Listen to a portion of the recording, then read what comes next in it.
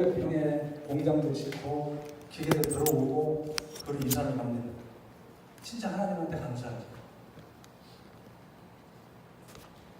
그러나 어려움은 그 상황에서도 엄청나게 많이 있었어요. 이제 이사를 합니다. 이전식을 합니다. 이전식을 했는데 이제 업체 사람들 부르고 너무 기쁘죠. 그래가지고 이제 부패해놓고서 이제 이렇게 대접을 하고 이렇게 시간을 내서 이 자리에 와주신 참 고마우신 분들 감사합니다. 또한 여러분들 덕분에 이렇게 회사가 컸습니다. 그래서 감사했지 부장님. 감사를 해가면서 이제 그렇게 시작을 합니다. 시작을 하는데 모든 게 그 당시에 이제 제가 이제 처음에 시작할 적에는 통신 쪽을 시작을 했어요. 통신 쪽이 유선에서 무선으로 바뀌어가고 있었어요. 90년 말쯤에서 99년도쯤에서 이제 여러분들이 이제 핸드폰 쪽으로 이렇게 해서 전에는 유선 선이 있었지만은 무선 선이 없는 그러한 통신을 할 수 있는 그게 이제 우리나라에 시작이 됩니다. 금년에 5G가 시작된다고 그러잖아요. 지금 4G인데도 엄청 빨라요. 우리가 받아볼 수 있는 건 다 받아볼 수 있어요. 그런데 5G는 그거보다 엄청난 속도의 속도를 전송했는데 그게 있어야만이 자율주행이 된다고 그래요. 차가 자기가 그냥 운전하고 가는. 또한 그게 있어야 4차 산업 그런 쪽이 활성화가 된다. 드론 같은 거. 그렇기 때문에 이제 제가 지금 차가 자율주행, 반자율주행을 하고 있어요. 반자율주행을 해보면은 어떤 사람이기 때문에 좀 불안할 때가 많아요. 60km 이상, 180km까지 이렇게 자율주행을 시키면은 자기가 막 꺾어가요. 만약에 130km에서 이 커브길 돈다고 생각해봐요. 손을 안 잡으면. 겁이 나서 안 잡을 수가 없어요. 그런데 이제 차선 변경은 못하더라고요. 아직까지 그런 5G가 아직 안 돼 있기 때문에. 그런데 그 상황에서 자기가 꺾고 또 앞차가 있으면은 이제 속도 줄이고 서게 되면 자기가 쓰고 이런 여기까지는 지금 차가 그렇게 움직이고 있어요. 그런 거 볼 때 저는 이제 통신으로 시작을 했는데 95년도쯤에서 이제 S1 시큐리티 보안 쪽에 선을 대기 시작했어요. 그래서 하나님께서 그것도 업체를 통해서 사람을 만나게 함으로써 그 일을 시작했는데 98년도 IMF잖아요. IMF 때 여러분들 맨홀 뚜껑 없어지는 거 많이 들어봤어요? 그리고 다리에 알루미늄 막 뛰어가는 거 그때가 그때 했었어요. IMF. 그러니까 보안업체가 얼마나 많이 파랑을 닦였어요. 도둑이 많아지니까. 그때 우리가 납품을 하기 시작합니다. 그러니까 일이 엄청 많아지는 거예요. 그런데 타업체에서 특허 수송이 딱 들었어요. 경찰서에서 와보시죠. 그래가지고 가봤더니 이 물건은 특허에 걸려있는 거기 때문에 이 물건에서 중단하십시오. 다 그 말이 나오고. 그러니까 얼마나 겁을 먹었겠어요. 내가. 그래서 이제 그 업체 사장을 찾아갔습니다. 사정 얘기를 했죠. 죄송합니다. 하여튼 앞으로는 않겠습니다. 그렇게 가서 사정을 얘기하고 내가 갖고 있는 금명 같은 그러한 제작용품은 다 갖다 주기로 했어요. 갖다 주고 납품받은 게 있잖아요. 그거는 그쪽에 문제가 안 생기게 해야 되기 때문에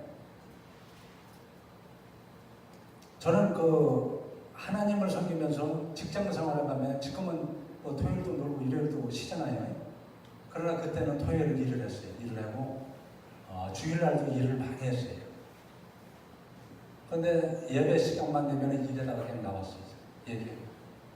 무조건 상사한테 전 예배 좀 드리고 오겠습니다 하고 나왔어요.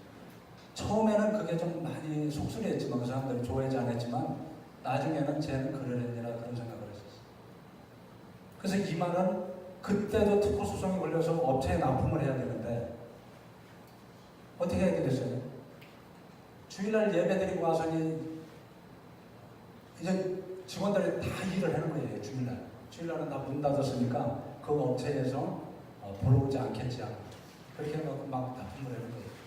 밤에 조립을 해서 납품을 하고 이렇게 해서 한 달 만에 새로운 그 방식이 아닌 새로운 방식으로 개발을 해서 대처를 하게 됩니다.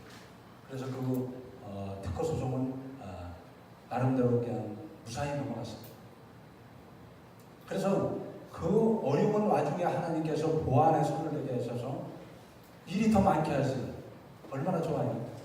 그 하나님의 일이지 내가 할 일이 아니에요. 그렇게 해서 이제 하나님으로부터 축복을 받습니다. 그 다음에는 이제 반도체 쪽에 손을 대게 됩니다. 그래서 여러분들이 이제 꿈을 향해서 갈 적에 시대에 맞게끔 변신이 돼야 돼요. 그냥 내가 통신만 하니까 그냥 통신만 쭉 하면은 다들 문 닫았어요. 그래서 거기에 맞게끔 재수정이 들어가요. 그렇게 해야만이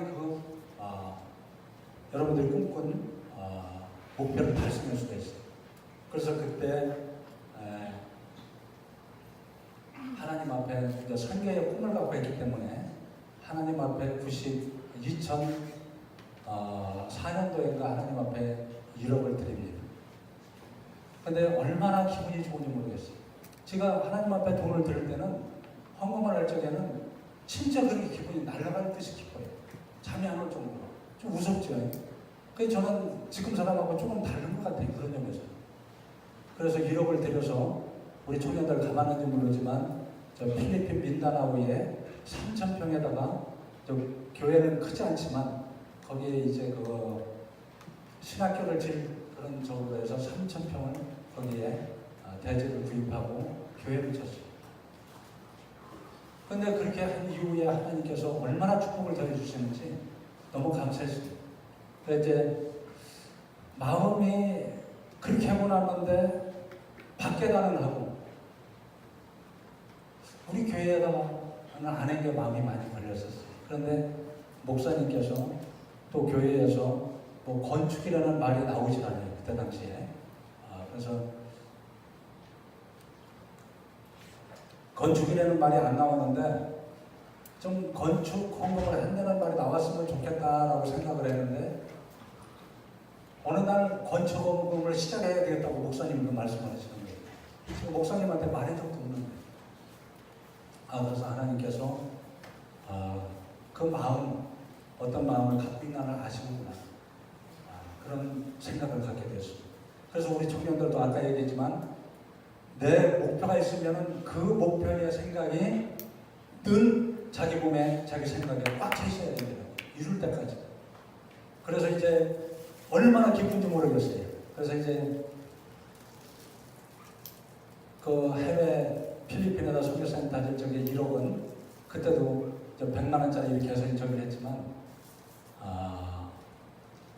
이번에 우리 교회에 헌금을 해야 되겠다. 건축 헌금을 해야 되겠다 해서 2005년도인가 6년도에 1억을 100만 원짜리 숯불 100장을 찾아왔어요. 찾아와서 그래서 집에 그게 이제 대부분이 그 은행이 금요일날까지 했잖아요. 그러니까 토요일날 하루를 지내야 되기 때문에 잃어버릴까 봐. 근데 저희 어머님은 지혜로워가지고 집에 그 화단이 있는데 비닐에 싸서 화단 속에다 묻어놓는 거 있죠. 땅을 파고. 그러다 보니까 누가 와도 못 가져갈 정도로. 그래서 하나님 앞에 건축원금을 1억을 드렸습니다. 드리면 하나님께서 10억은 깜짝할 새에 벌게 만들어요. 이상하죠? 그거는 분명히. 그래서 아까 내가 우리 청년들한테 얘기한 게 내가 약간의 사기성만 있었으면 지금 그룹을 만들었을 텐데 남이 들어야 무서워가지고. 그래서 지금 중소기업밖에 못하는. 그래서 하나님한테 죄송한 마음도 갖고 있습니다. 그렇게 해서 감사하면은 하나님께서 축복을 해주시고 그런 걸 깨닫게 됐어요. 늘 하나님께서 또한 그 기업은 지켜주신다는 것을 깨달았어요. 뒤로 넘어져도 코가 깨진다는 연말이 있어요. 저는 우리 자녀들에게 또 직원들에게 그런 얘기를 해요. 사이다를 먹다가 요거 반이 꽉 남았는데 어떤 친구는 반밖에 안 남았나요? 어떤 친구는 아직도 반 남았네. 차이가 많죠, 똑같은데. 이제 그거와 마찬가지로 뒤로 넘어져도 코가 깨진다는 얘기는 뒤로 넘어져도 코 깨지니까 얼마나 기분 나쁘겠어요. 그러나 죽지 않기가 다행이다라고 저는 그런 마음을 늘 마음속에 들어요. 그래서 늘 하나님 앞에 감사합니다. 청년 때 어려움도 많이 있었어요. 또한 죽을 고비도 있었고 그때마다 하나님이 뭔지 모르게 살려주셨어요. 아마 여러분들도 살아가면서 그런 걸 많이 느끼게 될 거예요. 또 어머님이 의독할 때도 돌아가셨다고 해서 돌아가셨다고 판결이 나서 이제 앰뷸런스로 집으로 가는데 집에서는 장례 절차를 밟고 있는데 제가 그 앰뷸런스에서 콧물 흘리기는 첫 번째 흘려봤어요. 하나님한테 기도를 드립니다. 하나님, 또 옆에 있는 외삼촌은 야야야 남수야 내 엄마 돌아가셨다 이거 봐라 이렇게 기도 드리는데 하나님 살려주십시오. 살려주십시오 해서 기도를 드렸습니다. 그래서 집에 갖다 모시고 이제 뭐 아래에서는 마당에서는 이제 그 준비를 하고 장례 준비를 뭐 김치도 담고 막 했는데 어머님이 깨어났어요. 열이 많이 나시니까 손을 꽉 잡으니까 나중에는 손이 펴져서 사신아보다에서는 이제 병원에 전화를 했더니 열이 많이 났던 거는 세포가 터져서 일시적인 열이 나는 거고 뭐 기대는 하시지 말라 그러더라고요. 그런데 깨어났어요. 깨어나서 그때 우리 어머니가 68세인가 그랬는데 20몇 년을 사셔서 지금 95세. 꼿꼿하십니다. 내가 가서 이렇게 주물러 드리면은 이 종아리나 이 장단지 같은 데가 땡땡하시고 기억력이 얼마나 좋으신 분이에요. 이제 귀는 잘 안 들려서 보청기 끼시고 했는데 하나님한테 감사합니다. 또 딸이 아팠을 때 한번 제가 얘기해 드릴게요. 딸이 고등학교 2학년인가 그런데 집에 들어갔더니 막 그냥 그 이상하게 혓바닥이 막 나오고 막 입이 막 누가 잡아 찢는 것처럼 막 찢어지는. 그러니까 얘가 그냥 창피하니까 막 저기 오고 있어요. 그래서 저녁 한 11시쯤인가 해서 성의료원을 갔어요. 의료원. 가니까 의료원에서 안 된다고 아주대병원 그쪽으로 갔어요. 그 의료실로 갔는데 막 찢어지고 입이 막 튀어나오고 막 그러니까 내가 어쩔 줄 몰라요. 그래서 의사 선생님이 이제 뭐 이것저것 검사를 해봅니다. CT도 찍어보고 뭐 이런 이상이 있더라고요. 그런데 그때 회사가 많이 어려웠었어요.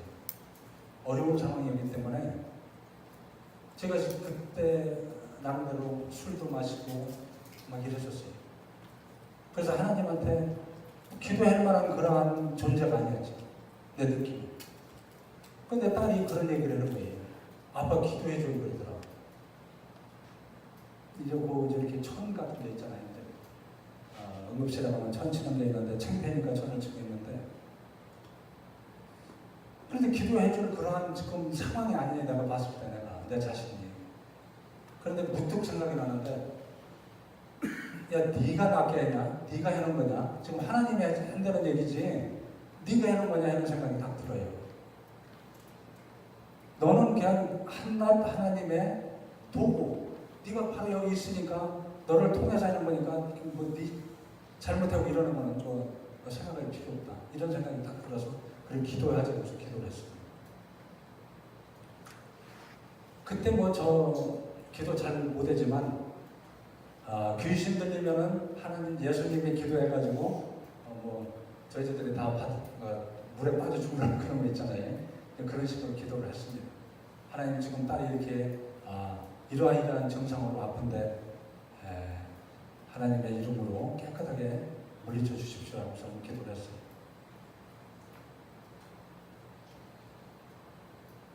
신기하게 깨끗이 나는 거예요. 그건 나도 이제 내가 체험을 한 거니까. 그건 내가 한 게 아니에요. 하나님이 하신 거지.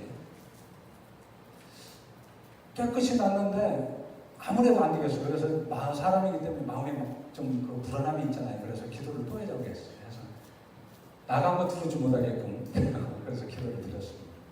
데리고 나서 그 의사 선생님 찾아가지고 다 나섰습니다 그랬더니 근데 벙쪄서 나한테 묻는 뭐가 다 나서요 그러더라고. 하나님한테 기도드렸더니 나섰습니다 그랬더니 피 묻더라고요. 그래서 30분 있다가 그냥 집으로 왔어요. 지금까지 깨끗합니다. 하나님의 축복이죠. 하나님이 깨끗하게 채워준 거예요. 이거는 직접 본 거기 때문에 진짜 하나님께서 그렇게 고쳐주심을 받습니다. 그리고 또 아내가 많이 아팠었어요. 지금 이제 3년 정도, 금년 11월 정도 가면 3년. 검사를 딱 해보니까 복막암. 근데 복막암도 여러 가지가 있어요. 딴 데가 있어가지고 전이가 되거나, 그런데 희귀병인 복막암 아내가. 그거는 2년 전에 있었던 얘기예요. 그래서 의사 그날 일요일인데 주일날인데 의사 선생님을 11시, 10시 반에 온다고 그래요. 아침에. 그래서 그걸 해고서 빨리 예배 드리러 가야 되겠다 해서 결과를 묻는데 의사 선생님이 좀 늦게 왔어요. 12시 넘어서. 하나님한테 기도를 예배 드리러 가야 되는데 늦게 왔어요. 사람들이 어떤 충격을 받으면 그 자리에서 이렇게 푹 쓰러진다는 걸 그때 느꼈어요. 의사 선생님 얘기가 기대하지 마십시오. 딱 그렇게 나오는데 나도 모르게 그냥 주저앉아지더라고요.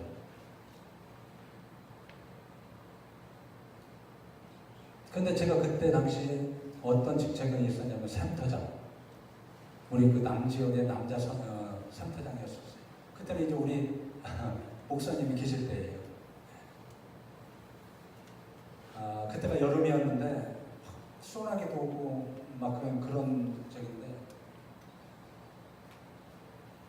센터 예배를 드리러 그 말을 듣고 분당 성대병원에서 출발을 합니다. 하나님 주신 사명이기 때문에 크든 작든 그 상황에서 이제 센터 예배를 드리러 교회를 가고 있어요.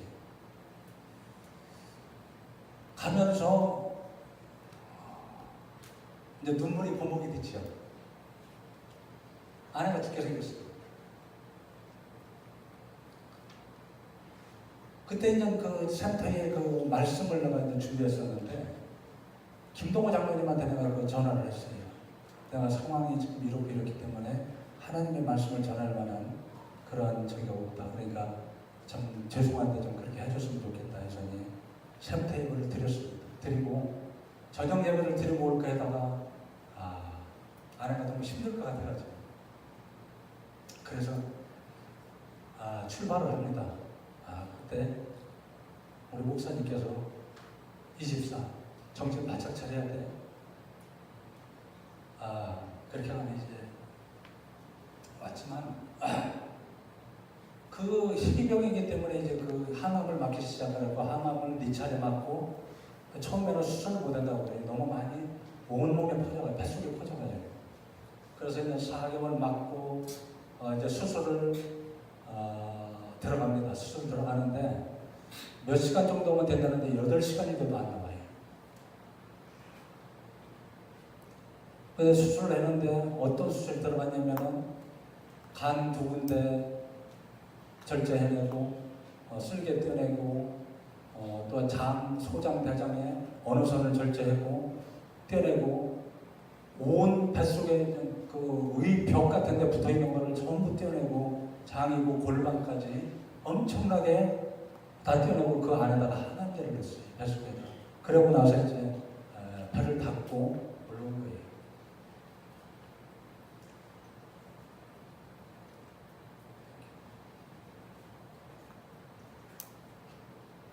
그런 과정에서도 하나님 앞에 우리 아내가 죽는다는 생각은 조금도 안 들었어요. 그래서 지금도 통증약을 많이 먹어요. 통증약은 그 마약성 진통제더라고. 근데 처음에 120ml를 먹었어요. 120ml면은 그런 사람이 드물다고 그래요. 근데 지금은 40ml까지 떨어뜨렸어요. 40ml까지 떨어뜨렸는데 전번에 결과가 6개월마다 한 번씩 보는데 1월 2일 날 또 보기로 했는데 그때 가서도 괜찮으면 낮은 거로 생각을 하죠. 네. 그게 하나님의 은혜예요. 사람이 할 수 있는 하나님의 은혜.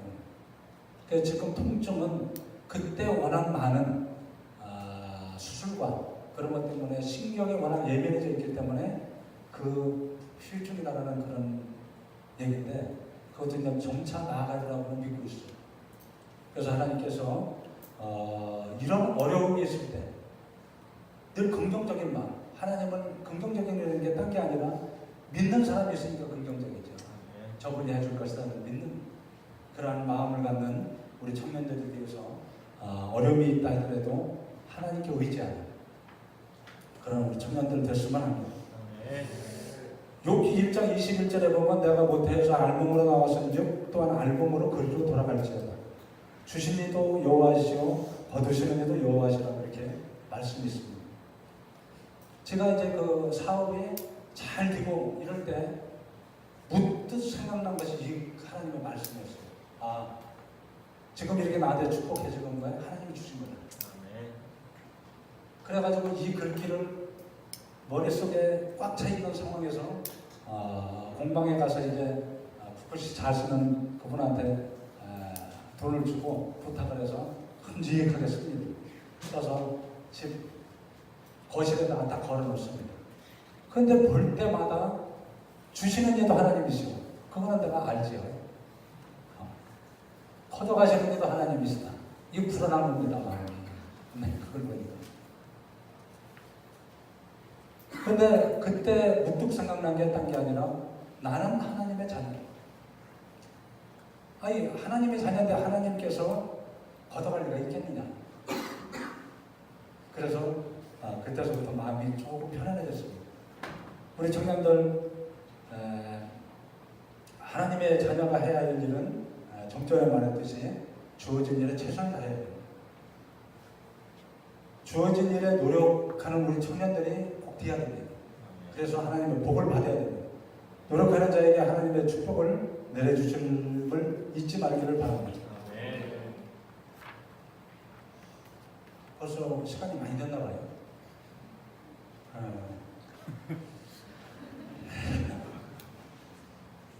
그래서 하여튼 하나님의 복을 받는 우리 청년들을 되기를 바라겠습니다. 그러나 아까도 얘기했지만 우리 청년들이 쭉 꿈을 갖고 갈 때 어려움이 없지 않아 많이 있습니다. 저도 2003년도에 직원들이 다 빠져나갔었어요. 자기들이 사업을 하겠다고 다 빠져나가가지고 사람이 없었습니다. 그때 전에 3시까지 할 때처럼 또 그게 시작이 됐어요. 그 사업을 할 수 있는 환경이 아니었었어요. 이제 공장도 새로 샀고 기계도 들어오고 일이 많아지는데 직원들이 싹 빠져나갔어요. 그 어려운 상황에 얼마나 스트레스 받았겠어요. 그런데 하나님께서 내 마음을 주관해 주시고 그동안 늘 하나님 앞에 감사한 마음만 갖게끔 하셨기 때문에 그때도 잘 이겨나가게 됐습니다. 그러니까 막일하는 친구들 불러다가 일을 시킵니다. 그렇게 해서 그 어려운 점을 잘 이끌고 나오고.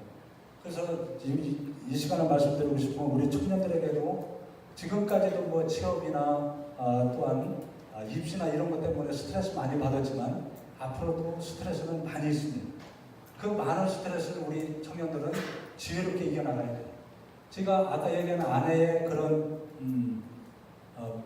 일 때문에 서울대 병원을 자주 가잖아요. 거기에 가면 화면에 나옵니다.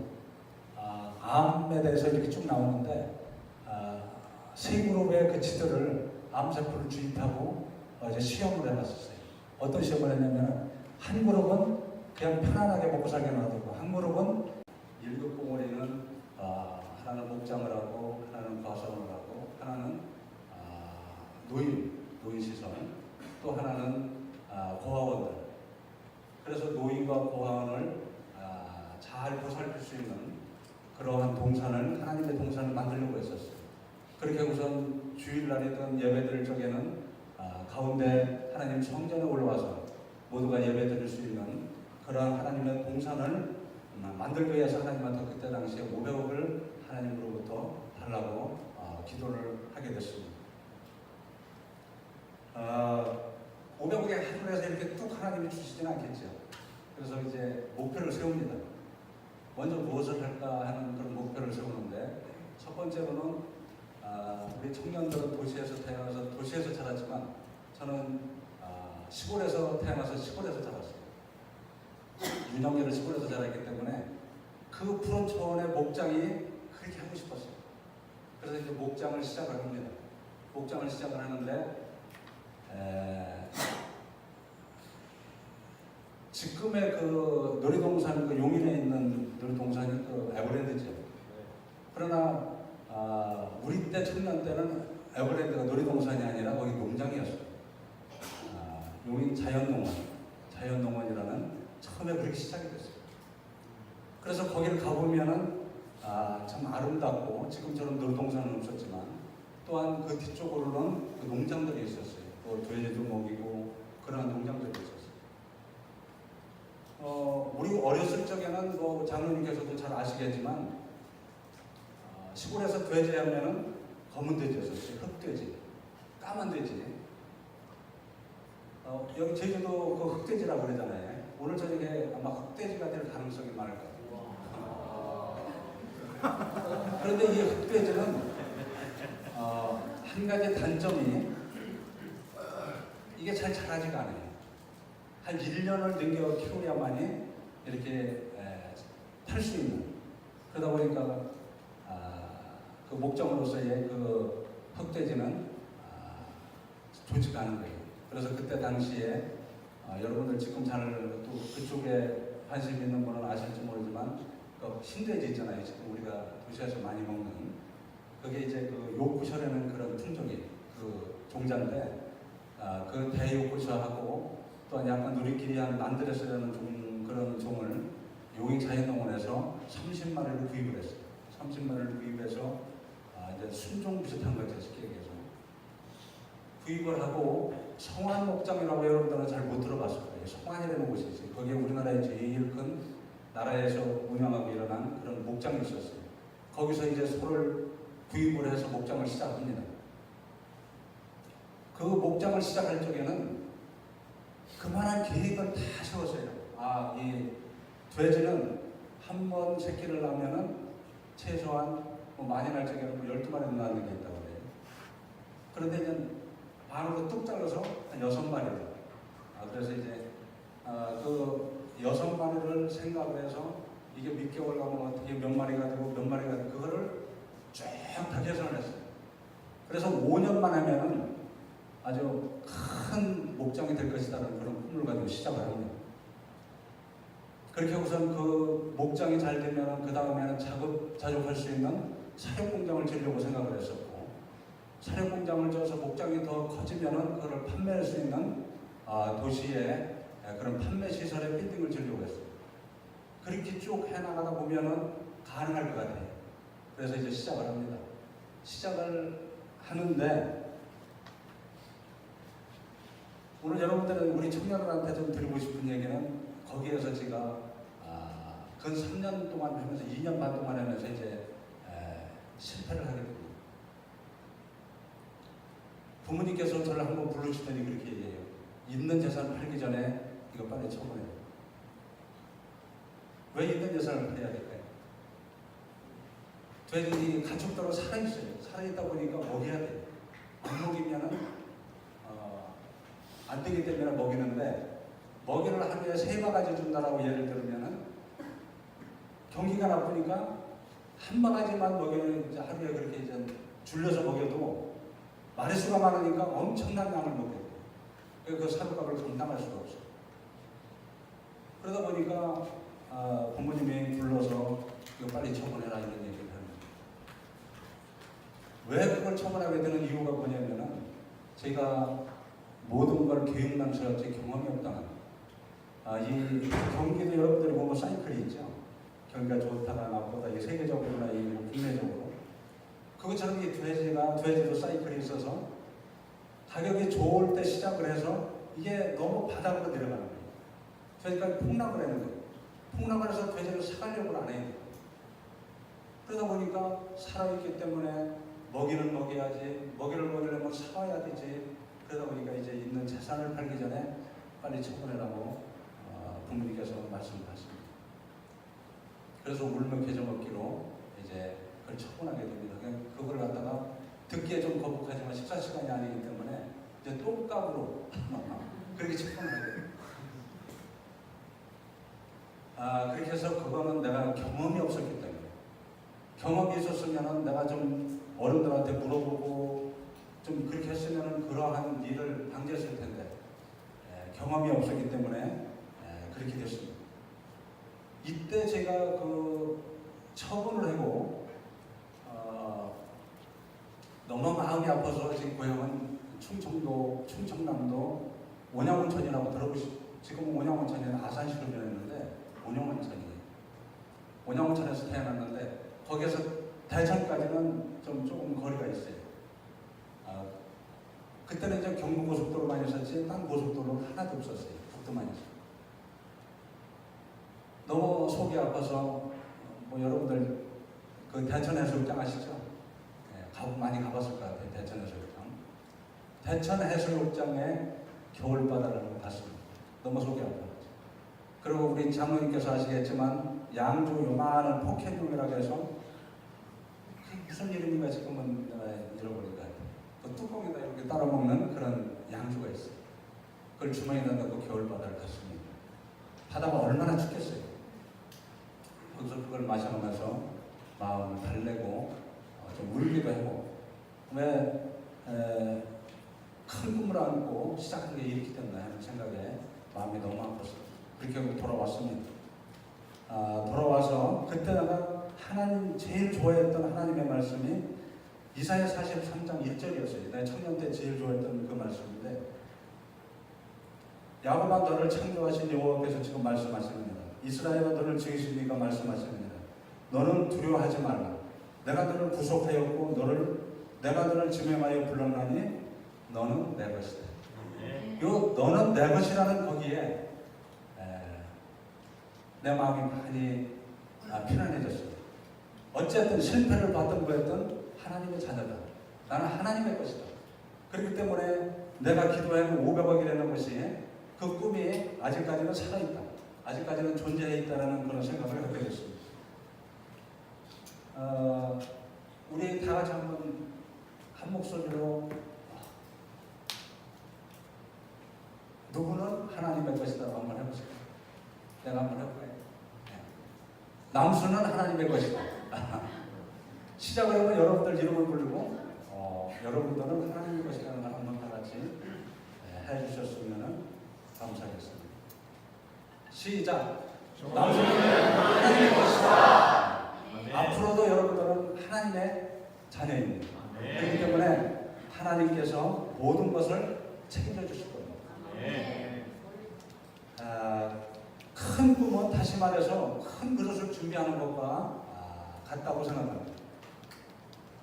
주인 되시는 하나님께서 우리 청년들에게 복을 주려고 합니다.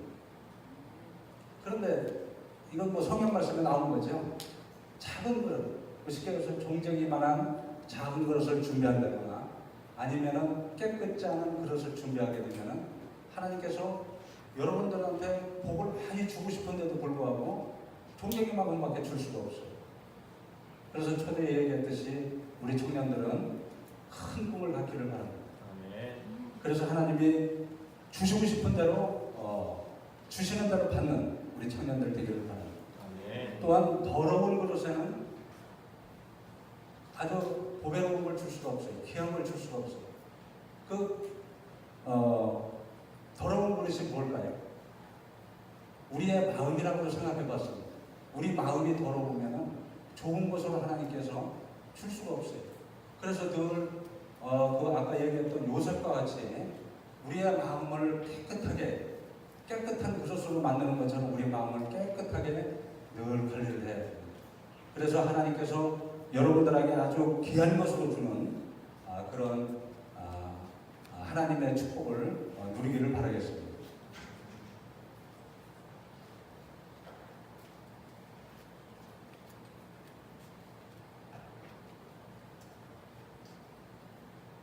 그런데 요즘 사람들은 요즘 세상 사람들 여러분들 잘 알지만 금수저물고 태어났다고 그랬죠. 좋은 집안에 태어난 그런 사람들을 갖다 금수저물고 태어났다고 그래요. 근데 우리가 태어나면서 목사님이 설교할 때도 있었지만은 내 마음대로 선택해서 태어나는 게 아니거든요. 근데 우리가 보면은 그 듣지도 못하고 말하지도 못하고 그러한 헬렌 켈러나 아주 작은 단구의 그 테레사 수는 이런 사람들은 많은 사람들에게 감동을 주고 나름대로의 하나님 축복을 받은 그러한 인물들입니다. 그런데 금수저물고 태어나서 많은 사람들에게 피해를 주고 이런 거 우리 매스컴에서 많이 봤을 거예요. 그러나 우리 청년들은 하나님이 주신 능력으로 성실하고 최선을 다하여 깨끗이 비우는 일에 열심을 내면은 하나님으로부터 칭찬받고 귀하게 사용되는 모든 우리 청년들의 자녀가 될 겁니다. 하나님의 자녀가 되어서 하나님의 크신 축복을 받기를 바랍니다. 그래서 지금 우리 환경에 따지지 말고 순간순간 최선을 다하여 묵묵히 주어진 일에 감당한다면 하나님께서 우리 청년들에게 큰 복으로 함께 해줄 것을 믿습니다. 아멘. 우리가 등산 많이 가보셨어요? 등산? 저는 등산을 많이 못 가봤어요. 그런데 산을 보면 우리 저기 신림동에 보면 작은 뒷동산이 있죠. 또 우리 신림동에 관악산 주말에만 많은 사람들이 올라갑니다. 또 관악산이 있고 여러분들이 여기 지금 온 제주도에는 한라산이 있어요. 그리고 세계에서 제일 높은 에베레스트 산이 있습니다. 산마다의 높이가 엄청나요. 한라산은 관악산의 3배라고 해요. 3배 높이가. 우리 청년들의 꿈이 어떤 꿈을 갖느냐 그 산에 좀 한번 비교하려고 제가 산 얘기를 했는데 뒷동산 같은 경우는 우리 청년들 맘먹고 올라가면 슬리퍼 신고도 올라가지. 뒤에 있는 산은. 그러나 관악산만 올라가려고 해도 여러분들 손에 이 물이라도 한 통 들고 가야 돼요. 또 더 높은 한라산 같은 경우에는 등산하셔야 되고 갖출 걸 갖춰야 됩니다. 더 높은 에베레스트 산 같은 경우는 또 캠프가 쭉 있고 그 캠프마다 쉬어가야 하고 정상 쪽에 가서는 그 기후를 봐서 날씨를 봐서 거기에서 며칠을 묵게 되고 또 거기서 실종당하는 일도 있고 그러한 어려움이 많이 있습니다. 여러분들이 이제 우리 청년들이 어느 꿈을 꾸느냐에 따라서 어려움은 많이 동반이 됩니다. 모든 게 쉽다라고 생각하면은 우리가 그 정상에 못 올라가는 것처럼 우리의 꿈을 이룰 수가 없습니다. 그래서 우리 청년들은 이제 그 산을 비교해서 점점 뒷동산에 올라가보고 무리가 안 되면은 관악산도 올라가고 이런 식으로 작은 일에서부터 여러분들이 실천에 옮길 줄 알아야 돼요. 두려워하지 말고 내가 꿈을 크게 꿔놓고 그 다음에 또 목표를 작은 것부터 세워서 점점 이제 커가는 거예요. 커가다 보면은 그 능력에 따라서 하나님께서 우리 청년들에게 큰 복으로 축복해 줄 줄 믿습니다. 또 산을 비교했을 때 이런 것도 하나 예를 들어보고 싶어요. 우리가 교육자 꿈을 꿨다고 하면은 초등교사도 있고 중등교사도 있고 대학 교수도 있어요. 똑같은 교육자라고 해요. 그런데 이제 대학 교수가 되려면 최소한 박사학위를 따야 돼요. 그러면 그 박사학위 여러분들 여기 이제 공부를 많이 하셨기 때문에 그 과정이나 잘 알겠지만 석사학위 딸 때가 참 어렵다고 해요. 이제 거기에서 이제 석사학위를 따다 보면은 그 어떻게 하면 되는구나를 좀 알아서 박사학위 조금 그거보다는 낫다고 그런 말을 들어요. 이렇게 그 교육자로 봤을 때 여러 저기가 있듯이 또한 사업가로 보면 여러분들이 하는 작은 기업, 중소기업, 중견기업, 삼성이나 이런 데처럼 대기업이 있어요. 그렇듯이 여러분들의 꿈을 어디에다 맞추느냐에 따라서 그 방향이 달라지고 그 높이가 달라져요. 그렇기 때문에 우리 청년들은 큰 꿈 꾸었으면 하는 것이 제 바람입니다. 그래서 하나님의 큰 복을 받는 우리 청년들이 되기를 바라겠습니다.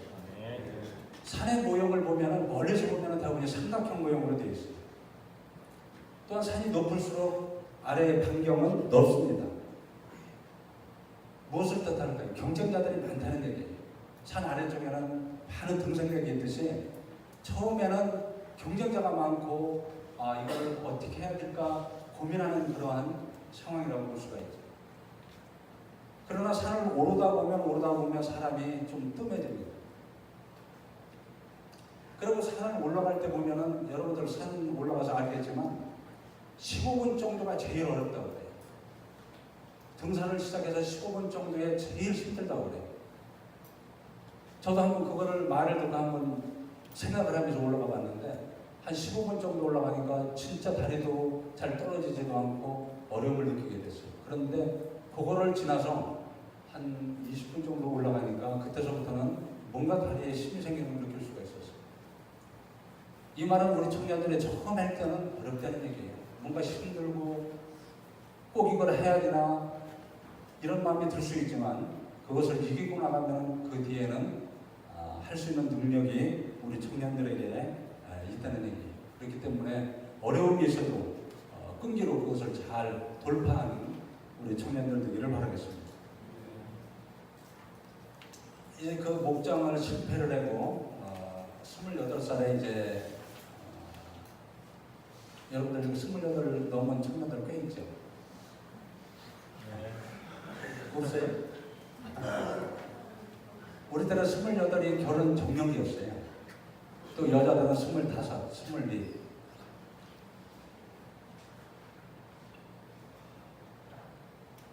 그래서 28에 결혼을 합니다. 이제.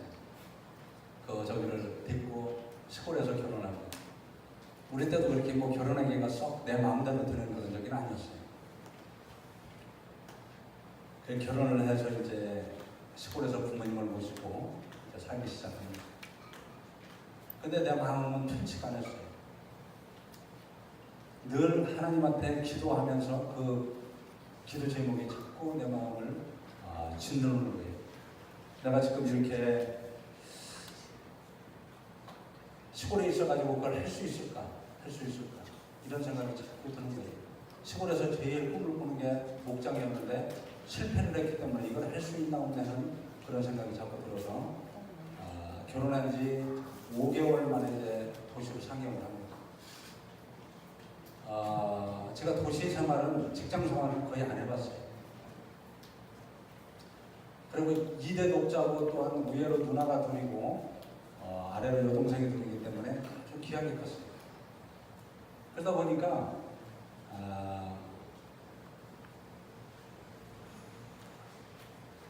뭐라 할까요? 이제 그 사업을 잘하는 사람이 누구냐면 여기 둘째 있어요. 둘째 꽤 있죠. 옛날 같으면 한 5, 6명, 뭐 많이는 10명까지 그 형제들이 있었어요. 근데 둘째가 사업을 제일 잘해요. 둘째. 형한테 안 뺏기려고 노력하고 동생 거는 뺏어 먹으려고 머리도 쓰고 이러다 보니까 그 삶이 그렇게 변해서 사업을 잘해야 됩니다. 그런데 큰 사람은 큰아들이나 이런 저기로는 잘 못했대요. 왜냐하면 이렇게 좀 주는 그런 저기를 했기 때문에. 그래서 저는 직장 생활을 안 해본 상황에 이제 그것도 결혼을 해서 또 아내 배에는 배가 불러오고 이제 그런 상황에 상경을 하게 됩니다. 그래서 친구가 있는 부천에 200만 원짜리 전셋방을 뒀습니다. 방 하나에 이제 부엌이 이렇게 딸려 있어요. 대부분이. 옛날에. 지금은 잘 모르시겠지만 부엌이 있고 방문이 있고 방이 하나 있고 200만 원짜리 전세였어요. 전세를 놓고 거기에 이제 상경을 합니다. 뭐 좀 심하게 얘기하면 사막에 이제 던져진 거지, 한마디로 사막. 요즘은 여러분들 뭐 투잡도 있고 쓰리잡도 있다고 그러잖아요. 저는 우리 청년들이 어떻게 생각할지 몰라도 우리 그 남전도의 지금 제가 나이가 지금 몇 같아요?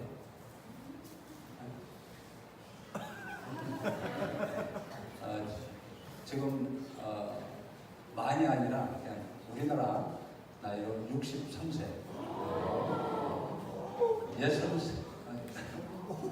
레슨 세.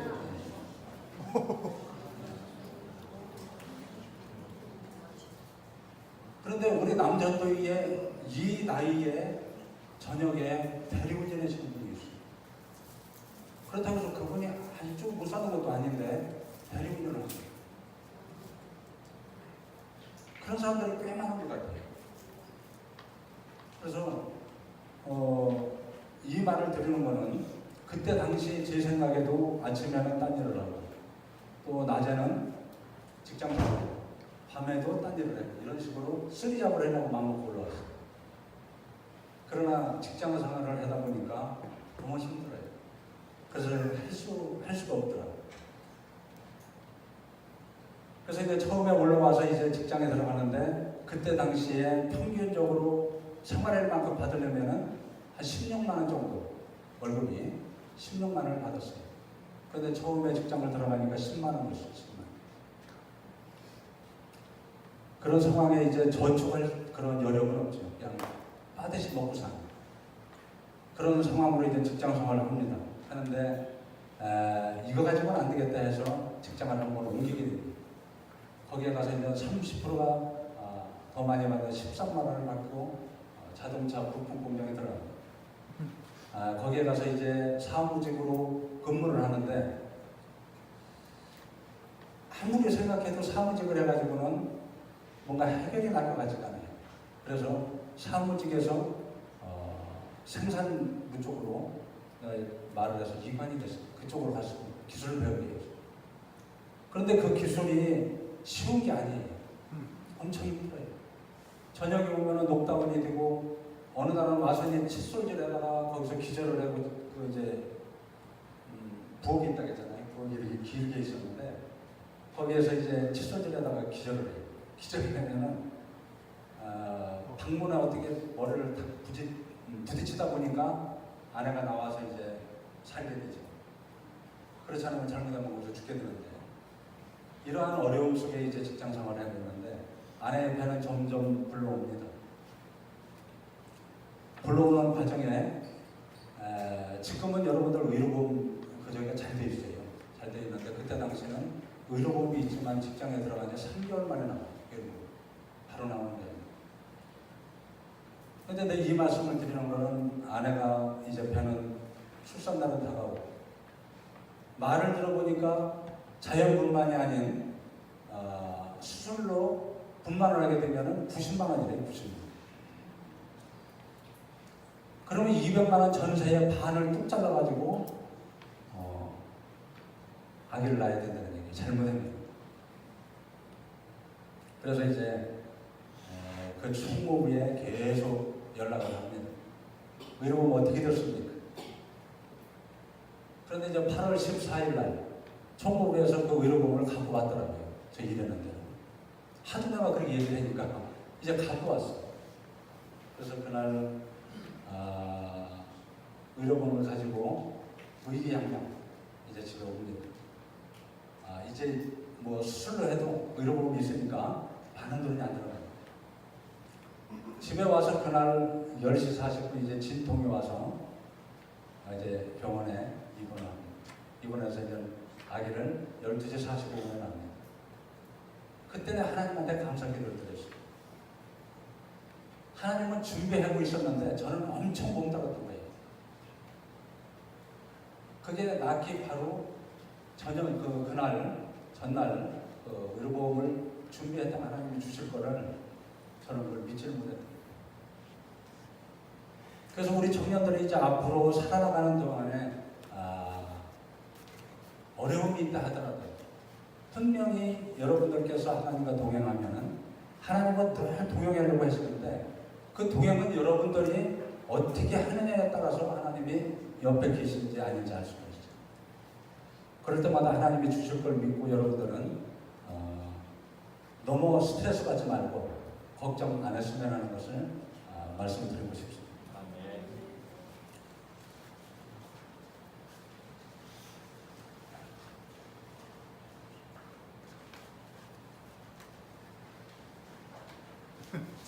그 직장 생활을 7년 동안 했는데 몇 번을 옮겼어요. 옮겨서 이제 나중에는 남들이 20만 원 받을 때 30만 원을 받게 됐어요.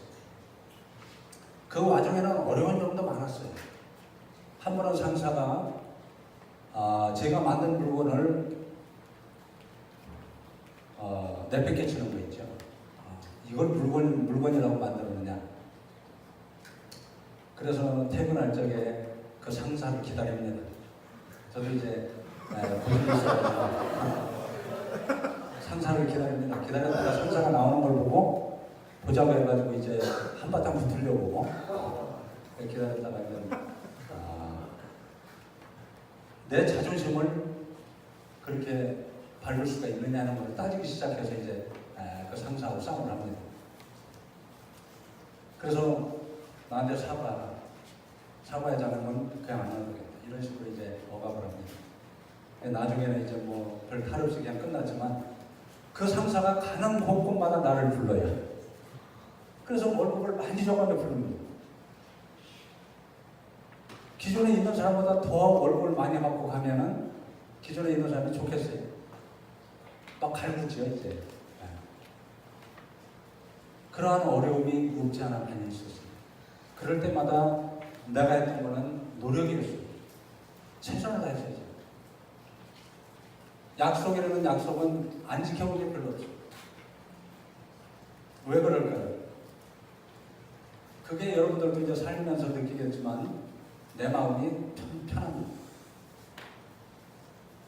그래서 이제 29세에 상경을 해서 이제 직장 생활을 합니다. 이제 직장 생활을 하고 이제 그 후에 이제 사업을 하게 되는데 이제 그때서부터 이제 하나님의 축복을 많이 해주는 걸 이제 볼 수가 있어요. 그래서 이 시간에 여러분들한테 또 한 가지 말씀드리고 싶은 것은 이제 목표를 세웠으면 행동을 옮겨야 돼요. 꼭 잊지 말아야 될 것은 혼자 뛰는 것이 아니라는 것을 꼭 명심해야 돼요. 하나님이 꼭 여러분들하고 함께 있다는 것을 마음속에 간직해야 돼요. 또한 방광자가 되지 않는 우리 청년들 되기를 바라겠습니다. 말도 안 되는 얘기, 아까 초대에 얘기했죠. 말도 안 되는 얘기라고. 우사인 볼트가 제일 빠르죠. 이제 육상대회가 열리는 스타디움에서 이제 우리 청년도 거기 한 명 있더라고요. 내가 보니까 육상대회가 열려요 지금. 그 트랙에 이제 선수들이 쭉 섰어요. 그런데 우리 청년회장 박민수 청년회장이 섰던가 거기에 딱 서고 여러 명이 쭉 섰어요. 딴 데 청년들이 많이 보고 있더라고요. 이제 그 저기에는 그 관중석에는 부모님도 있고 여러 관중들이 많이 있습니다. 이제 출발 신호가 울립니다. 시작하고 빵 하고 소리가 나는데 우리 청년회장은 진짜 잘 뛰어요. 와, 달리기를 잘하는 것 같아. 그래요, 우리 박민수. 감사합니다.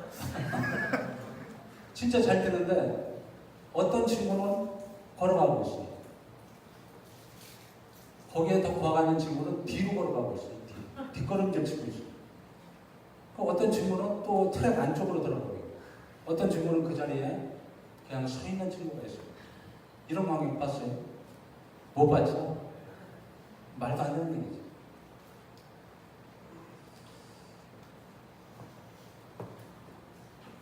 그래서 제가 이 말씀을 드리는 거는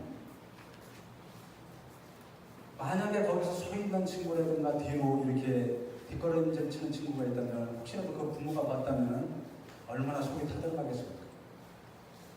저는 이 말을 우리 청년들에게 묻고 싶어요.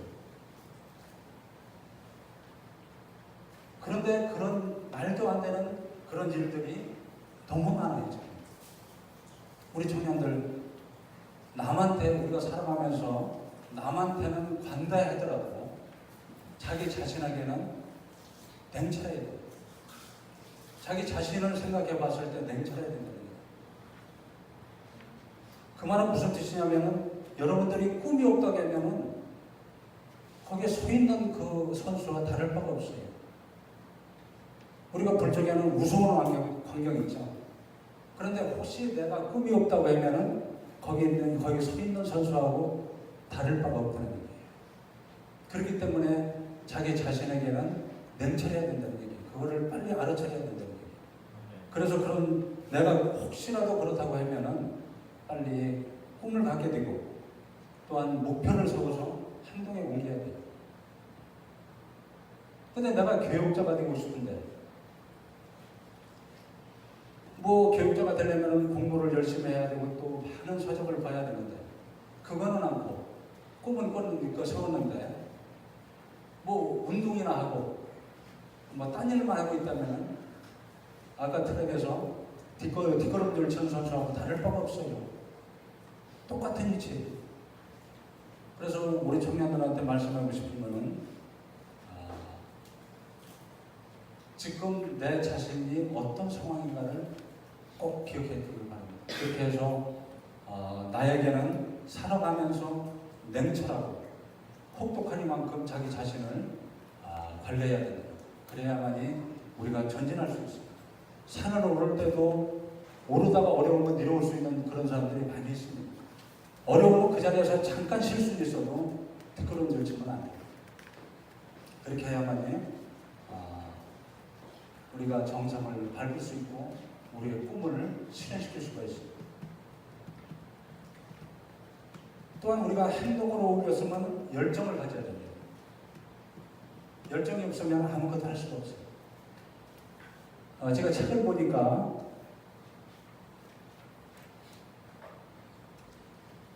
그 열정이 어디에서 나오나 한번 그 비교를 해봤는데 우리 청년들 사랑해봤어요?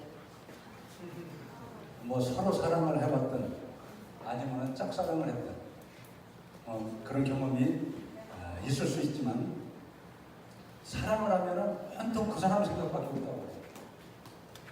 하루 종일 그 사람 생각밖에 없고 또한 우리가 그 드라마에서도 보면은 그런 걸 볼 수가 있어요.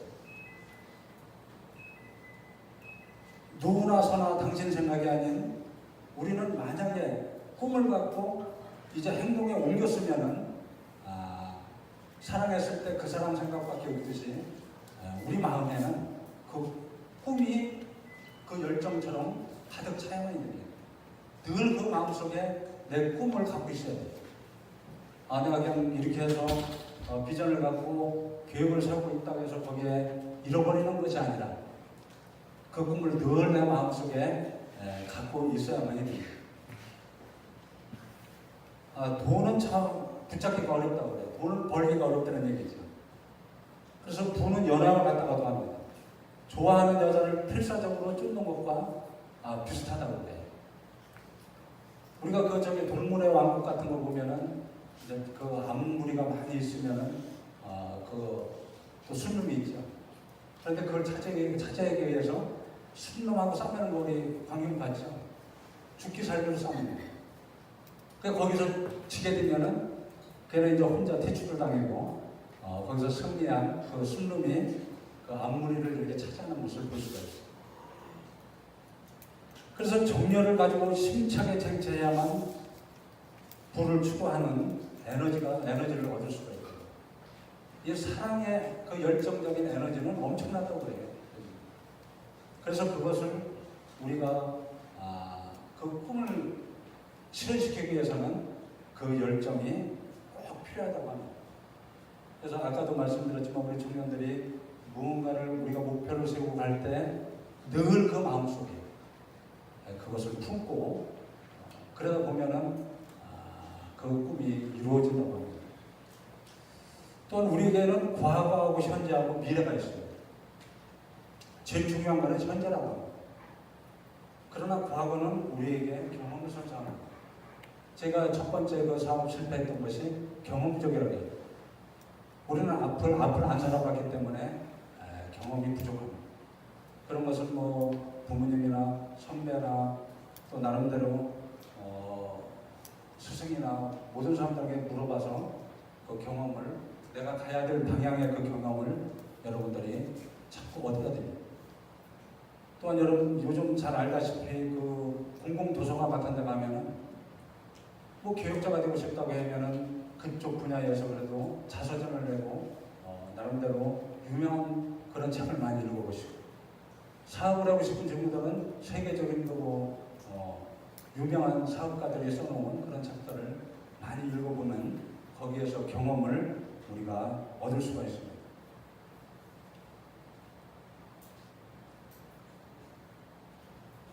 그러나 제일 중요한 거는 지금 현재 최선을 다하는 우리 청년들이 되어야만요.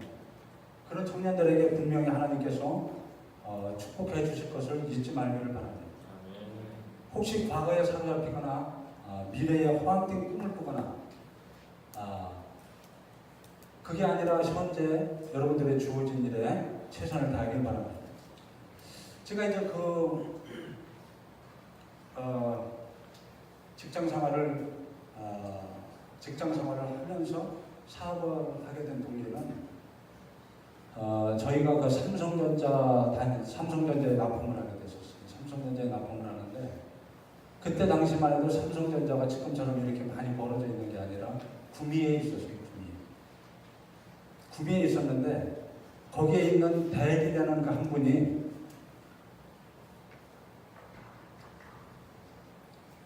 왜냐면은 그 서울 쪽에 그 납품하는 업체들이 있다 보니까 구미하고 한평은 바로 옆에 있더라고요. 면 단위로 이렇게 그냥 떨어져 있는데 그곳에 협성단지를 만들어서 삼성에 납품하는 회사들을 다 그걸 모으자 그런 계획안을 아마 썼던 것 같아요.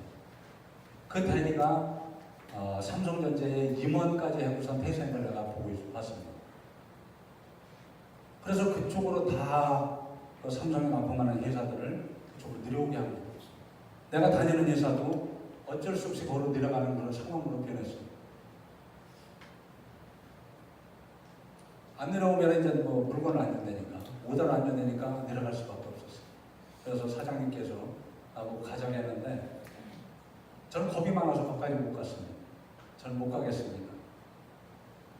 그럼 자네 뭐 할 건가 이렇게 얘기를 했더라고요. 이거 그래도 저는 못 가겠습니다. 그렇게 얘기를 했고 사장님하고 얘기하는 그 중간에 사장님께서 그러면 여기 있는 기계 거기서 새로 공장 짓고 또 일본 기계들이 많이 들어오고 여기에는 이제 흥기계에다 있는 게 있으니까 여기 있는 기계를 2년 동안 기계는 그냥 쓰고 회사 임대료만 좀 내라 하는 서로 간에 그러한 약속을 하고 이제 사업을 시작하게 됩니다. 아내는 사업을 극구 반대했죠. 왜? 사업이라는 게 쉬운 게 아니고 또 돈을 꼭 번다라는 그러한 저기도 없고 잘못하면 망해니까 그냥 직장 생활을 해결을 무척 원했습니다. 그런데 저는 그걸 모르고 그냥 사업에 뛰들었어요. 거기 있던 직원 2명인데 어떤 직원인지 알아요? 내가 다니던 그 회사에 경리하고 기술자인데 연애하는 관계. 그래서 2명인 게 됐어요. 그래서 이제 시작을 하는데 직장 생활에서 돈을 벌었겠어요. 아파트 하나 살려고 노력을 엄청 했죠. 그러다 보니까 사업할 만한 자금이 1원도 없었어요. 그래서 어떻게 합니까? 좋은 게 부모님이라고 부모님 찾아가서 부모님한테 말씀을 드려서 900만 원을 가지고 올라옵니다. 900만 원이면 아마 지금 얘기하면 한 5천만 원 정도. 그때 1톤 봉고 있잖아요. 1톤 트럭. 거기 아마 450만 원인가 그랬던 것 같아요. 그러니까 지금 한 1,800 정도니까 뭐 그런 식으로 따지면 한 5, 6천만 원 정도 될 것 같아요. 들고 와서 1톤 트럭을 100만 원짜리 주고 나머지는 이제 활부로 합니다. 그러니까 그 에어컨도 없었죠. 금년에 엄청 덥잖아요. 94년도에 엄청 더웠어요. 근데 92년도 말에 사업을 시작하는데 10월 26일 날 사업을 창업을 했습니다. 그래서 이제 그 봉고를 사고 또 직원 오고할 데가 없으니까 100만 원 주고 월세방을 하나 얻고 이제 그렇게 하다 보니까 돈 200만 원이 날라갑니다. 이제 시작을 하는데 제가 원래 그 사람들을 그 영업맨이 아니에요. 또 사람을 잘 다루지도 못해요. 왜? 그냥 부모님이 오냐 하고 또 누나에다 여동생 사이에 껴가지고 그렇게 살다 보니까 사람들하고 잘 살릴지도 모르고 사업을 92년도 10월 26일 날 창업을 하고 1월 1일 날 관악산에 올라갑니다. 내가 그때 그 바로 우리 교회 꼭대기에 살았었어요. 그쪽으로 쭉 올라가면은 저기가 뭐 있죠? 거기 절이 하나 있던데 그 옆에 열림에 살았었어요. 그래서 1월 1일 날 관악산에 올라갑니다. 올라가서 꼭대기에 올라가면 바위들이 꽤 있는데 거기에 이제 햇빛이 많이 찌는 쪽에 앉아가지고 거기서 하나님 앞에 기도를 드립니다. 하나님, 사업을 시작했는데 하나님, 내 뜻이 아닌 하나님 뜻대로 사업이 운영될 수 있도록 하나님 도와주십시오 하고 기도를 드립니다. 그럼 지금도 늘 하나님한테 기도가 하나님 영광받는 귀한 기업이 될 수 있도록 축복하여 주십시오 하고 기도를 합니다.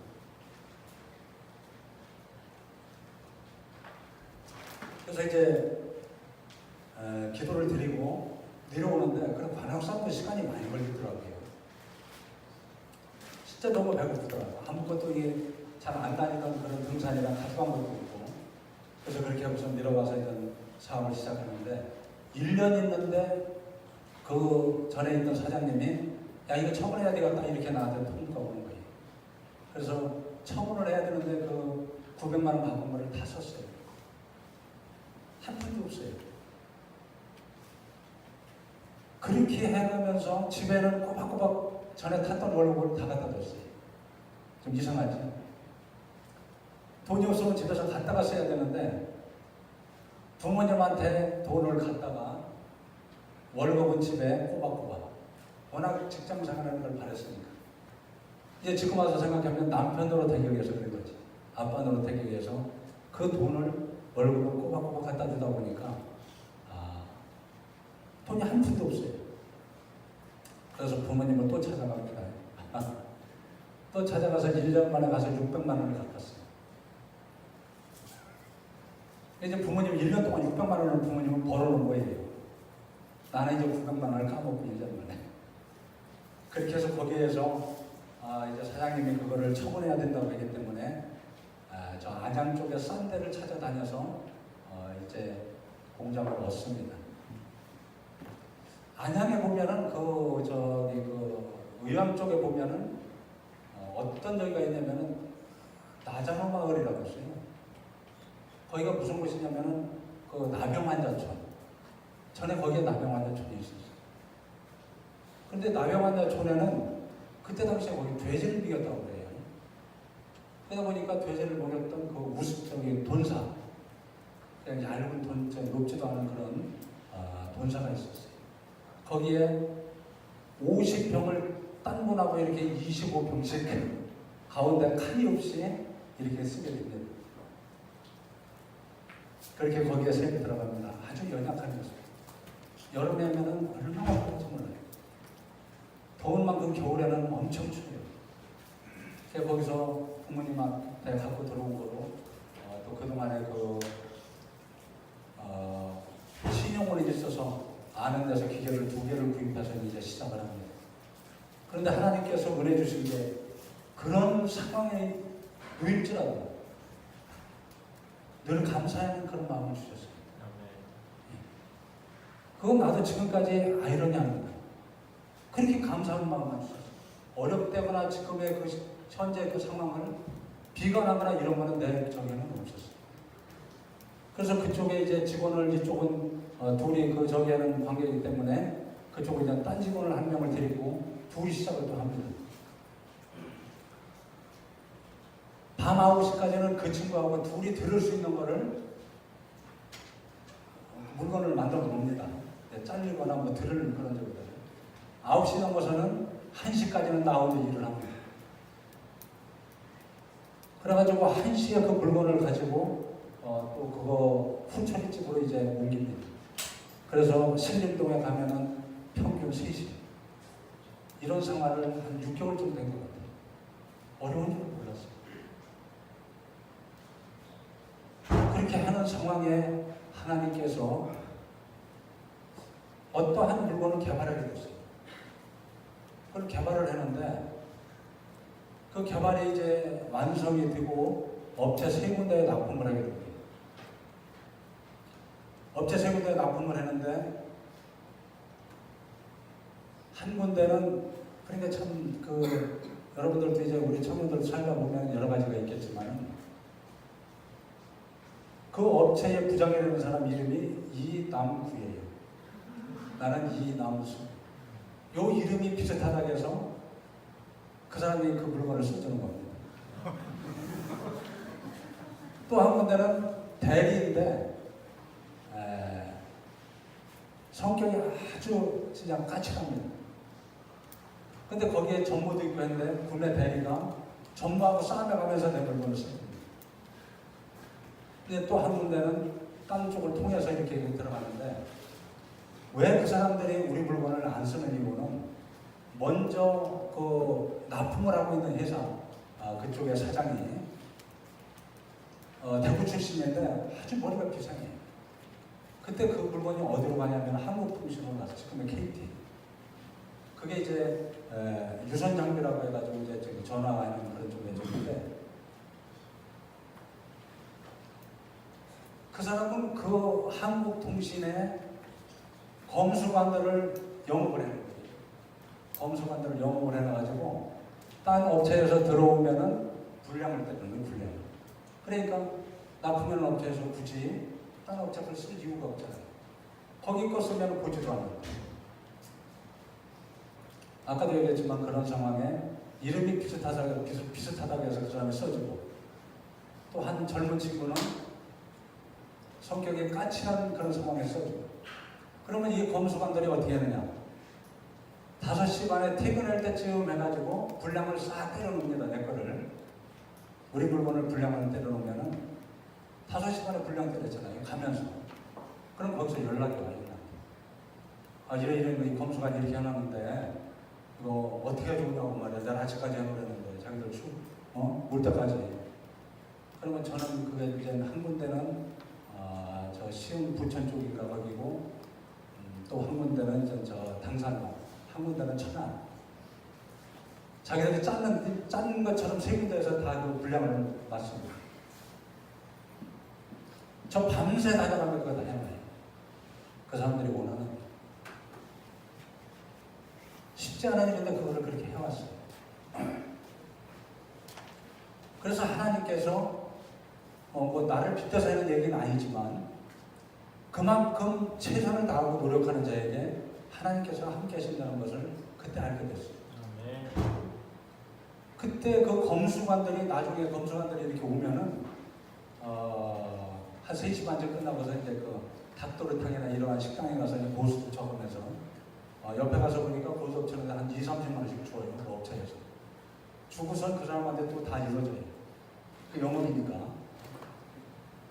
그래서 거기서 이제 같이 나도 끼게 됐어요. 그래서 같이 이렇게 얘기를 나누는데 그 검수관이 말을 하더라고요. 내가 어느 회사인지도 모르고 그 사람은 나하고는 관련이 없고 이제 뭐 나는 딴 업체에 납품을 하니까 아니 그 이성경이라는 회사의 그 사장은 어떻게 생긴 사람이라고 그러더라고. 앞에 놔두고. 그래서 이제 좀 벙 뜨니까 자기들끼리 검수관들끼리 회의를 했대요.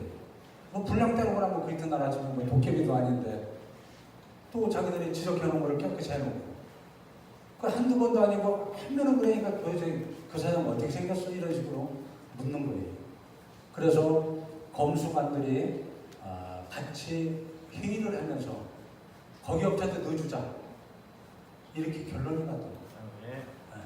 그거는 내 뜻이 아니라 하나님이 그렇게 그들을 검수관들을 움직인 거예요.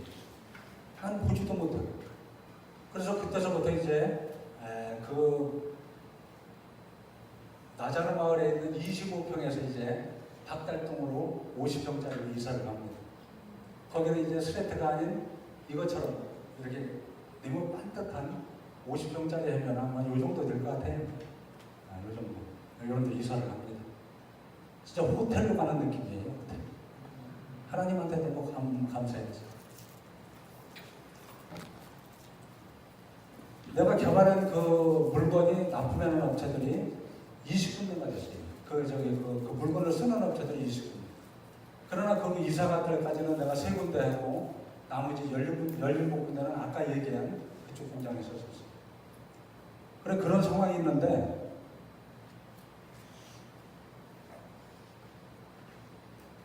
그때 하나님한테 감사하기를 50평에서 이제 일을 시작합니다. 양산이 들어갑니다.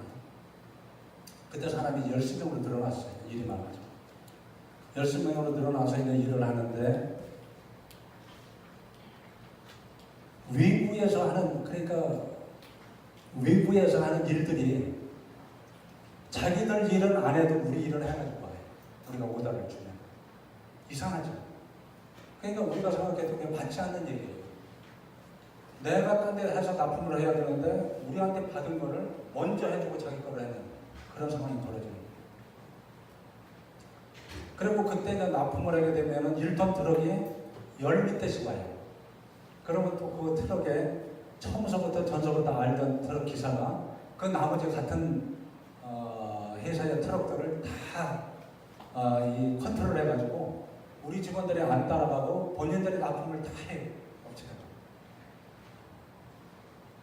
그렇게 해서 일을 하는데 10명이 기계도 없이 그래서 기계는 이제 부천에서 그 기계를 물건을 나옵니다.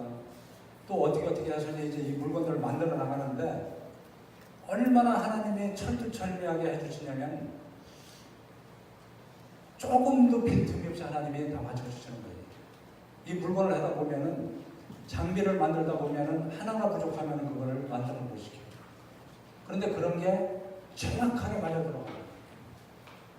그래서 하나님한테 감사해서 그때가 94년 말쯤인데 1,000만 원을 하나님한테 감사함을 드렸어요. 그런데 1,000만 원을 수표 한 장으로 드렸어요. 수표 한 장. 그러다 보니까 드리고 나니까 너무 마음이 이게 사람 마음이기 때문에 10만 원짜리 같으면 100장인데 100장이면 이만큼 두꺼운데 한 장으로 드리다 보니까 좀 마음이 좀 저기해서 2개월 후인가 10만 원짜리 수표를 100장을 들어서니 하나님한테 또 드렸습니다. 그런데 제가 지금까지 느낀 거지만 하나님한테 드리면은 정확하게 10배를 1년도 안 돼서 주시는 거예요. 네. 저는 지금 후회하고 있는 게 뭐냐면은 하나님이 그렇게 주시는 걸 아는데 워낙 내가 자란 그런 환경이 그렇기 때문에 약간의 사기성만 있었으면은 아마 제가 지금 사업한 지 얼마나 됐는지 알아요? 26년 됐어요. 26년이면은 엄청난 그룹도 만들 수 있어요. 정치인들을 통해고 은행에 또 저기에서 많은 돈을 끌어다가 할 수도 있어요. 그런데 남의 돈을 쓸 줄 몰라요. 저는 은행에 가서 돈을 빌려본 적이 없어요. 있는 그대로. 그러다 보니까 회사가 알차긴 해도 아주 커지진 않아요.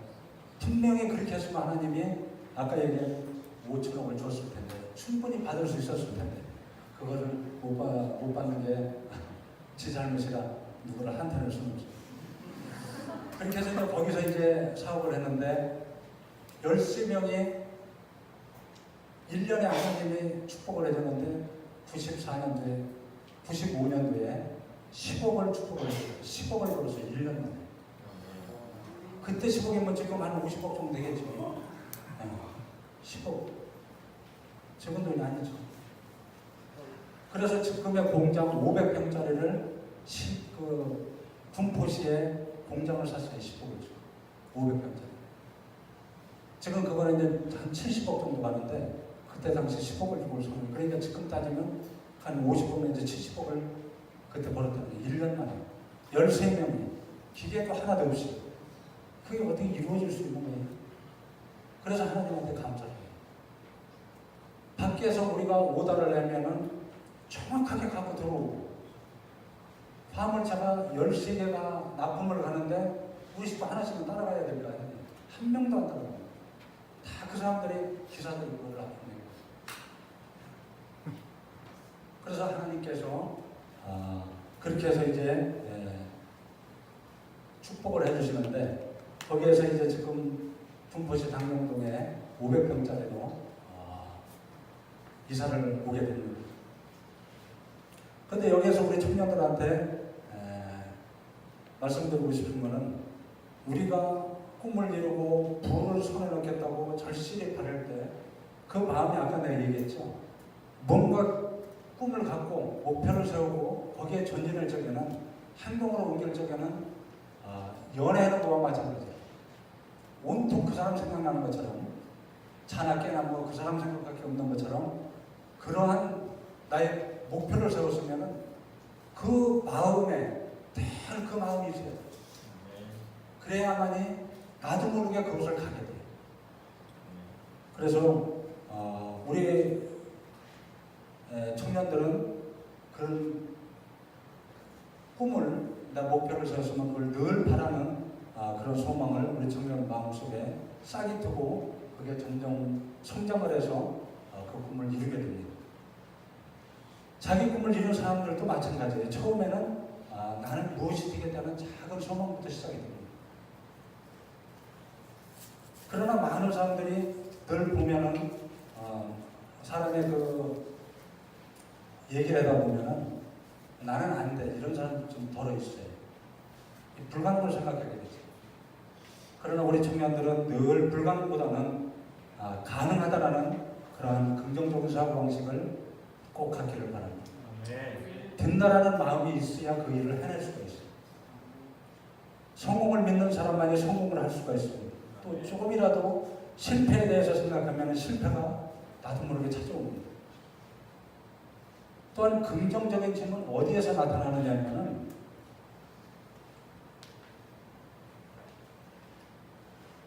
자기를 속이지 않는 데서 나타나요. 여러분들도 잘 알지만 자기를 속이지 않으면 떳떳해요. 누구 앞에 가든지. 그러나 자기가 자기를 속이면은 떳떳하지가 않아요. 그러다 보니까 위축이 됩니다.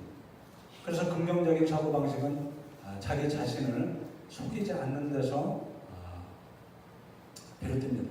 그러면 세상에서 속일 수 있는 사람이 누구죠? 조금 아까 얘기한 자기 자신. 또 한 명은 하나님이에요.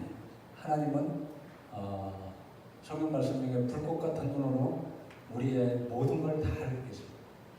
그렇기 때문에 내 자신을 속이지 않는다는 것은 다시 말해서 늘 하나님과 동행한다는 그런 뜻도 같다라고 생각이 듭니다. 그렇기 때문에 우리 청년들 자기 자신을 속이지 않고 자신감 있게 우리 꿈을, 여러분들 꿈을 이뤄나가는 우리 청년들 되기를 바라겠습니다. 아멘. 또한 아까도 얘기했지만 생각에 따라서 미래가 바뀔 수 있다고 해요. 우리 청년들이 뜨거운 소망을 품는 한 누구나 새롭게 자기 인생을 계획할 수 있다고 합니다. 노력의 방향에 잘못 뛰지 않았다면 언젠가는 반드시 빛을 볼 수 있고 성공할 수 있다고 합니다. 그러나 중도에 포기하게 되면 그 성공이 딴 사람에게 넘어간다고 해요. 요즘 우리 청년들은 우리 시대하고 좀 달라서 정무력이 대단하죠. 그냥 모든 걸 다 알고 있어요. 그러나 우리 나도 핸드폰이 이제 그 S9인가 그 삼성 그 갖고 있는데 실상은 쓰는 게 별로 없어요. 폴더폰 써도 될 정도. 그만큼 정보력에는 약합니다. 그러나 우리 청년들은 정보가 대단합니다.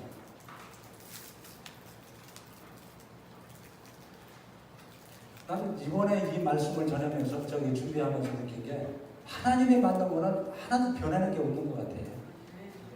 옛날에 사람들이나 지금 사람이나 뭐 변한 게 없는 것 같아요. 똑같은 것 같아요. 그러나 사람이 만든 거는 엄청 변해졌어요. 뭐 아까 얘기하는 그 핸드폰도 처음에는 삐삐 모르시죠? 삐삐 모르죠? 그게 아마 80년 말쯤인가. 그러다가 무슨 뭐 또 여기 삐삐 이거 차고 다니면 진짜 멋있었어요. 그 옆에서 삐삐삐삐 이게 뭐 진동인가 하여튼 소리가 나요. 그러면 공중전화기 가서 이제 전화를 하는 거예요. 진짜 멋있었어요. 지금은 여러분들 그때 당시에 그런 말이 있었어요.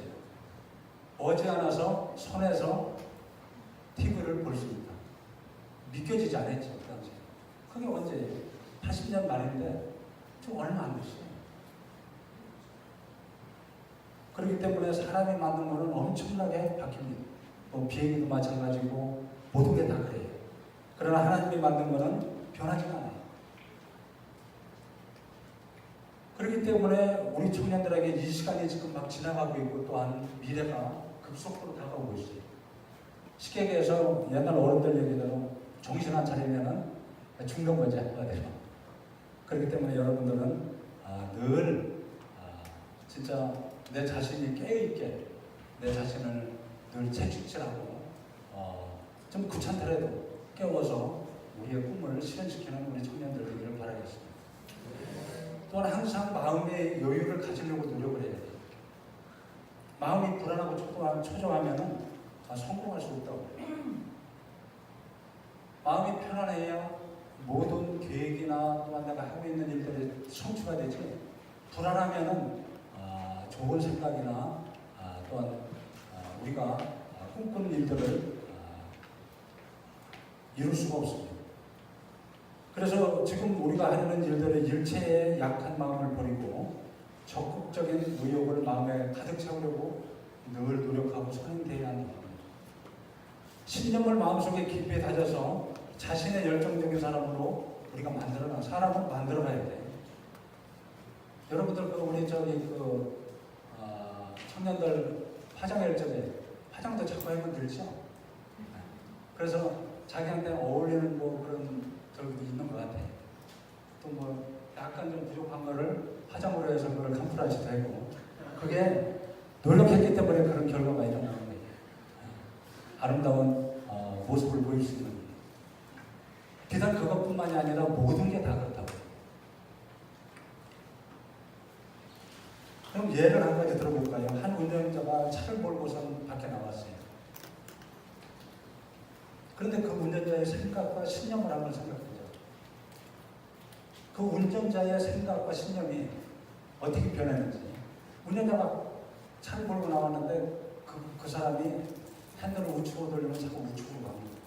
또한 좌측으로 돌리면 좌측으로 가요. 평범하죠. 그러나 우리 청년들 마음속에 어떤 생각하고 어떤 신념이 있느냐에 따라서 성공으로 가느냐 아니면은 그 자리에 머물러 있느냐 아니면 실패를 보느냐에 따라 있거든요. 그렇기 때문에 여러분들의 그 생각과 신념이 정확히 있어야 되고 그쪽을 향해야만이 성공으로 가는 길이 이루어지는 거예요. 그렇기 때문에 몸은 그 사람의 생각에 따라서 움직이기 때문에 늘 긍정적인 마음을 가지고 여러분들의 세운 목표를 향해 달려가는 우리 청년들이 되기를 바라겠습니다. 또한 자신의 능력을 키워야 됩니다. 옛말에 호랑이를 잡으려면 호랑이 굴에 들어가라 그랬어요. 그런데 생각해보니까 옛말에 많이 맞는 것 같아요. 이 말은 우리가 목표를 세웠으면 찾아다니려는 얘기예요. 노력을 하려는 얘기예요. 행동으로 옮기라는 얘기와 마찬가지예요. 나의 목표가 세워지면 계획이 세우고 어려운 일이 있든 힘든 일이 있든 부딪히려는 얘기예요. 피하지 말라는 얘기예요. 피하면은 그는 성공할 수가 없어요. 살아가는데 대단히 중요한 얘기예요. 그럼 우리가 부모와 자식 간의 관계를 한번 생각해 볼까요? 어떤 부모는 자식에게 물고기를 잡아줍니다. 계속 잡아서 먹여요. 그러니까 이 자식은 별 탈 없이 맛있게 먹습니다. 어떤 부모는 물고기를 잡는 법을 가르쳐줍니다. 옆에서 보면 너무 안쓰럽고 안타깝고 마음이 엄청 아파요. 그런데 추후에 만약에 부모님이 안 계시다고 생각을 해보시죠. 어떻겠어요? 누가 살아갈 수 있겠어요? 잡는 법을 가르쳐준 그 자식이 살아갈 수가 있어요. 이 말은 또한 우리 청년들이 지금 자기 자신을 잡는 법을 자꾸 배워야 돼요. 그거는 쉽지가 않아요. 누가 잡아주는 거 만약에 혹시라도 부모님이 뭐를 다 해준다고 거기에 시험 뛰면 안 돼요. 부모님을 뿌리치고 나와서 본인이 뭐를 해야 돼요. 그래야만이 여러분들이 그 꿈을 이룰 수가 있고 앞으로 하나님의 축복을 받을 수가 있어요. 갈라디아서 6장 7절에 보면 스스로 속이지 말라. 하나님은 업신여김을 받지 아니하나니 사람이 무엇을 심든지 그대로 거두리라. 이 말이 거기에 맞는 것 같아요. 그래서 저는 자녀들에게 그런 얘기를 해요. 좀 이런 얘기하면 모르지만 시간은 넉넉히 줍니다. 몇 시까지 내려와라. 딱 시간 지나면 저는 그냥 가버려요. 자꾸 그렇게 가르쳐야 돼요. 그 시간 안에 내려오라고 했으면 내려와서 같이 가야 되지. 늦잠을 부리고 그러면은 처음에는 그 마음이 아플지 몰라도 사회생활 할 적에 큰 걔한테 도움이 되고 걔가 살아갈 수 있는 방법이기 때문에 그런 일을 하고 있어요. 그래서 자녀들에게 늘 하는 말이 세상에는 공짜가 없다. 세상에 진짜 공짜가 없어요. 공짜는 부모님한테밖에 없어요. 우리가 사업을 하다 보면은 98년도 IMF, 여러분들 IMF는 잘 못 느꼈죠? 잘 못 느꼈을 거예요. 98년도 몇 살 정도라는 상황이었는데 2008년도는 미국발 금융위기 엄청 어려웠어요. 우리나라 뭐 금을 갖다 바치고 막 했죠? 그때 너무 힘들었어요. 이럴 때일수록 사업을 하다 보면은 좋은 물건이 회사에 들어옵니다. 사람이 찾아옵니다. 원래 회사는 영업직원이 가서 열심히 노력을 해서 영업을 해와서 그걸 만들어서 납품을 해야 되는데 이렇게 어려운 시기가 되면은 사람이 찾아와요. 찾아와서 우리가 도면을 보면은 이게 예를 들어 10만 원이다 생각하면은 13만 원 정도 해달라고 급하다고. 그런데 이런 데에 복이 들었다는 얘기예요. 그런 물건을 해주면은 10중 8구 돈을 못 받습니다. 이 말은 우리 청년들이 사냥하면서 뭔가 달콤하거나 이게 이치에 안 맞는 그런 일들이 있으면 사기성이 있습니다. 늘 조심해요. 한 번 넘어지면은 다시 일어서기는 엄청나게 힘듭니다. 그렇기 때문에 뭔가 이게 좀 공짜 같다 생각하면은 지혜롭게 한번 그 저기를 점검해 보셔서 어려움을 겪지 않도록. 또한 좋은 습관을 가져야 됩니다. 상대방의 제가 제일 못하는 게 이건데 참 우리 청년들 꼭 기억해서 잘 하시길 바랍니다.